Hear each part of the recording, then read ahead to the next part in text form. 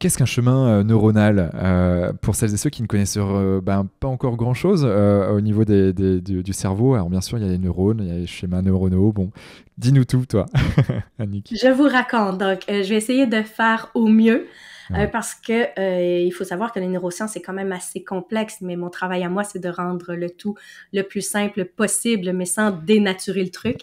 Ouais. Donc, On sent en fait, ce qu'il l'enseignante en faut toi, là. comprendre, c'est qu'à la naissance, ben, déjà, intra-utérin, dans le ventre de maman, le cerveau va commencer à se développer. Donc, il va créer des milliards de neurones.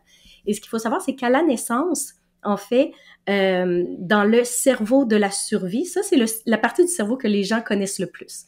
Donc, le cerveau de la survie, c'est de s'assurer du bon fonctionnement biologique de notre corps.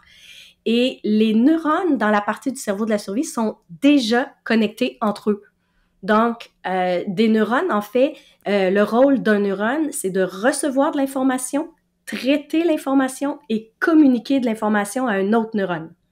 L'autre Ok. neurone reçoit l'information, traite l'information et communique l'information à un autre neurone. Et plus il y a de connexions, plus il y a de neurones connectés entre eux, c'est ce qu'on appelle des connexions neuronales ou chemin neuronal, circuit neuronal, voie neuronale, dépendamment des livres sur lesquels vous tombez. Mais tout ça est un chemin de neurones qui ont connecté entre eux pour transmettre de l'information.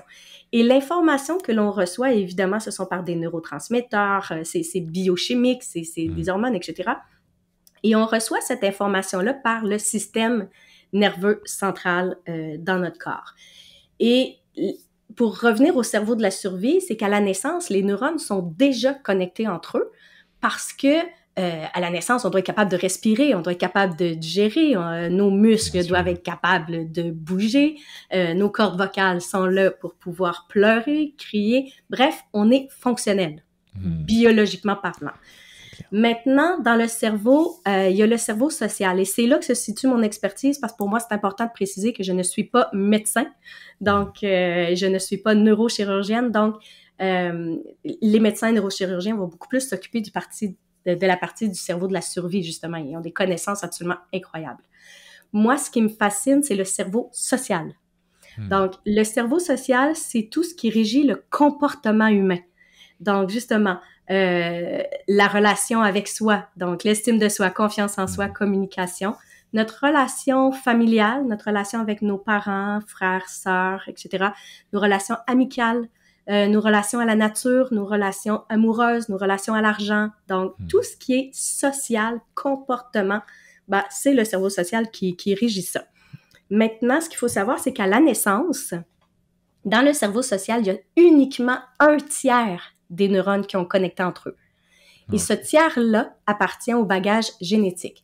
Donc, oui, sur le plan biologique, dans le cerveau de la survie, on peut hériter des yeux bleus de grand-maman, mais dans le cerveau social, on peut aussi hériter des dons de grand-papa, donc un don pour la musique, un don pour les affaires, etc.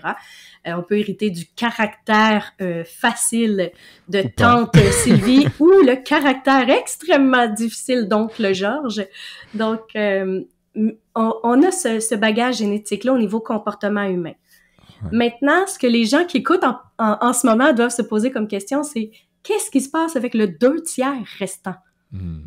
Et c'est là que ça devient hyper fascinant parce que le 2/3 des neurones restants vont connecter entre eux en fonction de vos expériences de vie. De la naissance à aujourd'hui jusqu'à votre mort. Okay? Et en fait, comment va se créer un chemin neuronal? Je vous donne un exemple très concret que je donne régulièrement en conférence. En fait, je vais vous expliquer l'expérience papillon. Donc, je vous demande juste quelques minutes de votre attention et après ça, vous allez tout comprendre. Ok, vas-y, on est tout oui, on t'écoute. Exact. Donc, la première fois qu'un enfant va voir un papillon, en fait, c'est que la pupille va capter l'information dans l'environnement. Donc, il faut savoir que le cerveau scanne l'environnement en permanence. Et l'environnement, c'est l'environnement immédiat, là. Donc, c'est pas quelque chose dans le passé ou dans le futur, c'est la pièce dans laquelle vous êtes, c'est l'endroit où vous êtes, que ce soit en nature ou autre. Il scanne le 365 degrés. Et c'est votre corps, par les neurones sensoriels, qui capte l'information par les sens, donc visuel, auditif, olfactif, le goûter, les sens, etc. Donc, tous les sens sont sollicités. Donc, si je reviens à l'expérience papillon, la première fois qu'un enfant voit un papillon, évidemment, le cerveau a scanné l'environnement et la pupille a capté de l'information visuelle dans l'environnement. Et la pupille va capter ces informations-là et l'envoyer dans l'aire visuelle du cerveau. Et les informations, mon Dieu, là, ça devient extrêmement complexe, mais ce sont des informations sur les couleurs, les différentes teintes de couleurs, le relief, la profondeur. Et toutes les neurones concernés vont connecter entre eux et en faire une représentation visuelle comme on la connaît aujourd'hui, c'est-à-dire le corps du papillon, les 4 ailes et les antennes.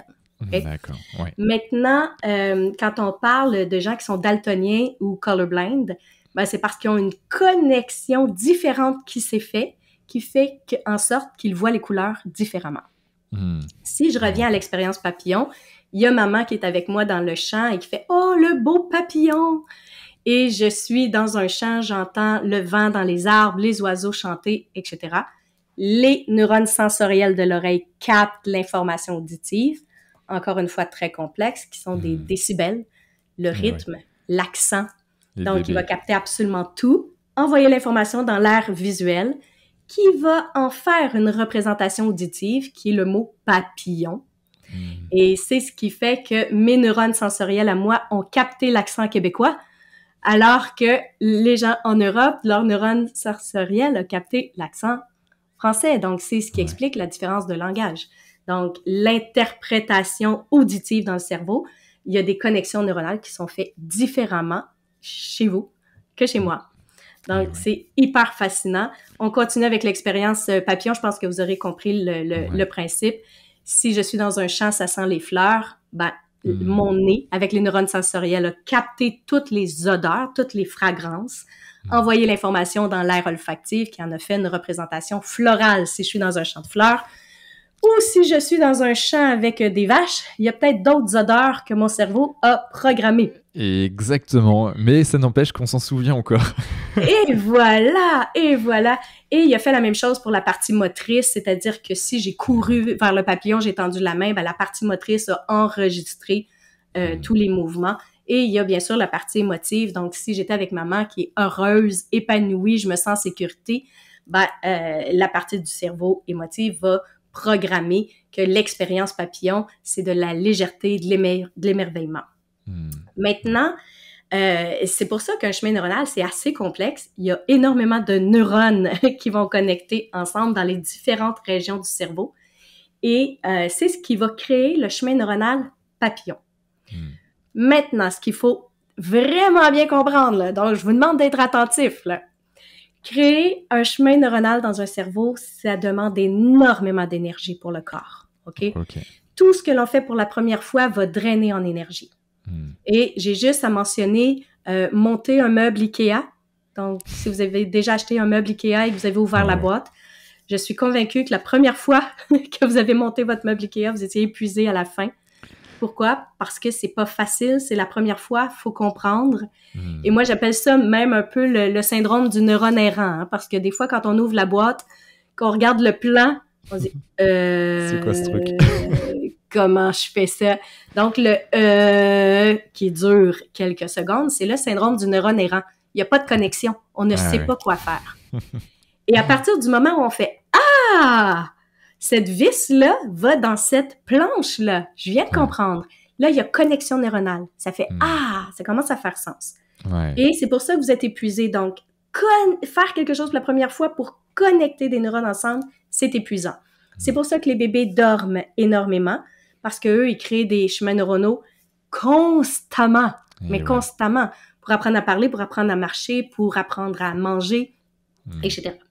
Maintenant, comme ça demande énormément d'énergie, le cerveau va libérer ce qu'on appelle l'encodage mnésique. Mnésique pour mémoire. Parce qu'il s'est dit, j'ai travaillé tellement fort pour construire mon chemin neuronal, je veux m'en rappeler. Donc, pour faire image, c'est comme si le cerveau libérait de la colle, une bonne crazy glue très solide, et qui va sceller ce chemin neuronal-là qui vient d'être créé. Donc, ce qui se passe par la suite, c'est que la deuxième fois que l'enfant va voir un papillon, qu'est-ce qui va se produire? Exactement la même chose. Connexion. Les pupilles vont capter l'information dans l'environnement, vont envoyer les informations dans l'air visuel. Sauf que là, le cerveau va dire « Hey, les neurones! C'est génial! On n'aura pas besoin de travailler aujourd'hui, on l'a déjà fait. Donc, on va activer le chemin neuronal. » Et ça veut dire quoi activer? C'est en fait envoyer de l'électricité. Ouais. On sait, le cerveau, c'est électrique. Et il va envoyer de l'électricité et ça fait un peu comme l'effet domino. Donc, tous les neurones vont s'activer et transmettre l'information. Et c'est ce qui fait que l'enfant va faire « Ah, papillon! » Il va courir, tendre la main et se sentir très heureux. Okay. Si l'expérience ne change jamais, ça va toujours être le même chemin. Donc, une troisième fois, un courant électrique, je vis exactement la même chose. Quatrième fois, chemin électrique, je vis exactement la même chose. Si la cinquième fois, l'enfant voit un papillon et en courant, il tombe. Et ouais, j'ai l'image. Donc, il y a une nouvelle expérience, c'est qu'en fait, le chemin neuronal papillon, il va rester tel quel, mais il va y avoir une nouvelle branche, une nouvelle voie qui va être, voir un papillon peut aussi causer des blessures et de la souffrance si la blessure a été très forte et peut-être même de la panique si maman a pleuré, a vu du sang et perdu conscience. D'où ce que tu disais tout à l'heure, en fait, pour la même expérience, quelque part, ou en tout cas la même situation, deux personnes vont vivre deux choses différentes, l'une positive, l'autre une peur ou que sais-je, et parce qu'il y a eu cette petite chose dans ce schéma ou cette création du schéma neuronal qui était différente. Tout à fait. Tout à fait. Ouais. Et c'est ce qui va faire la différence entre quelqu'un qui va faire un papillon « wow » versus la personne qui a couru vers un papillon, qui s'est blessée, a eu un traumatisme crânien, est allée à l'hôpital, a perdu sa mère. Bref, la personne qui a vécu un traumatisme, on va lui dire papillon, puis elle va faire « ah, non, ça m'attire pas, j'aime pas, je suis pas... c'est pas quelque chose qui m'émerveille. » Donc, ça dépend du programme qui est dans le cerveau. Et le programme dépend de l'expérience qui a été vécue.